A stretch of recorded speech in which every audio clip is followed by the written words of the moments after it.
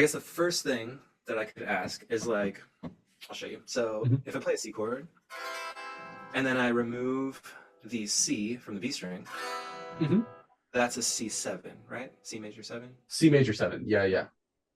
So if I stack the G on top on the E string, Hmm.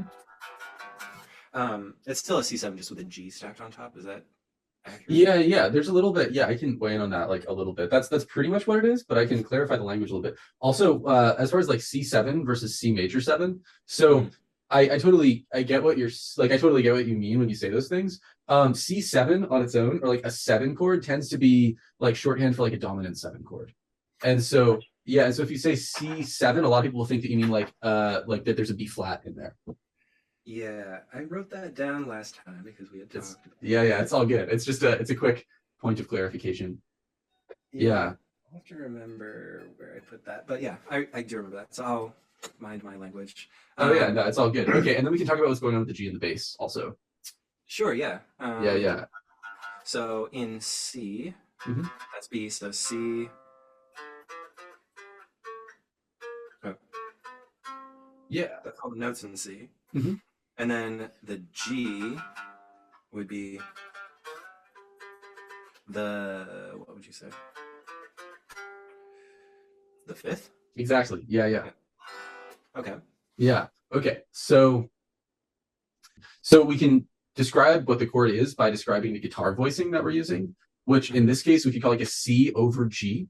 And all that that means is that it's like, or a C major 7 over G. And all that means is that you've got a C major 7 chord, but the bass note is a G. Hmm. And that's just a way of specifying that chord specifically. Because otherwise, like if you don't have like a slash, so like, and the slash would be like over this other note, we'll assume that the note in the bass is whatever the first note is that we say. So if we say C major 7, we'll assume the bass is going to be playing C. And by bass, I just mean the lowest voice that's playing. And so on a guitar, if it's just you playing the chord, then if we say C major 7, then we'll assume that the bass note on the guitar, just meaning the lowest note you're playing, is going to be a C. Hmm. But if we say C major 7 over G, that just means that G is quote unquote in the bass, which just means it's the lowest note. So, I mean, I'm sure after you say it enough times, you just get used to how it's said. Mhm. But there's a lot of like and there's a lot of like different ways that we're looking at the strings. Right. So on like root 6 is Mhm. on the E, root 5 is on the A string, Yeah. and so on. And so you're going from, oh, this is 0, and this is, I consider this a over, you know? Oh, yeah. Yeah. You're tumbling over from the bottom up. And then when you say something's over here, like I would say, I put a G over a C major 7 because Right. it's on Okay. I top. follow what you're saying. Yeah. So I think the reason, yeah, this is a funny thing about the guitar specifically, where to play lower strings, you bring your hand further away from the floor. And Yeah. also to get like higher pitched notes, you like, I don't know, like you like move your hand this way. So we could say this is up and this is down, but it's actually a left and right motion, you know? And so for me, kind of the guiding like principle for a lot of the names is basically up means up in pitch and Hmm. down means down in pitch. And Hmm. so when we say like C major 7 over G, the thing that is over the other thing means that it's above it, like in terms of like register.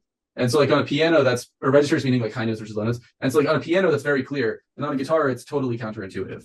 Yeah. So Um, G is yeah. the anchor point, which is your lowest. And then from there, there's a C major 7.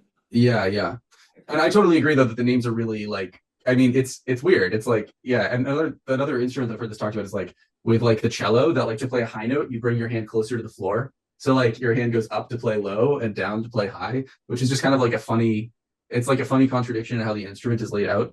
But I guess the upside of this language, other than saying the root 6 or root 5 stuff, which is very like at least like string instrument specific, like the reason that it's like this over that is because it kind of applies to any instrument. And so like on a piano, like a C major 7 over G would just mean you play C major 7 with your right hand and G with your left hand, you know? Mhm. Yeah. And I think the more that we can kind of like separate out harmony as it exists, like just like the sounds and like the tendencies of the sounds, like the like a 5 chord wants to go to the 1 chord or whatever, from where it sits on the guitar, the less confusing it's gonna be. But yeah, I'm just saying this because like yeah, the guitar is like super counterintuitive for all this stuff. Yeah.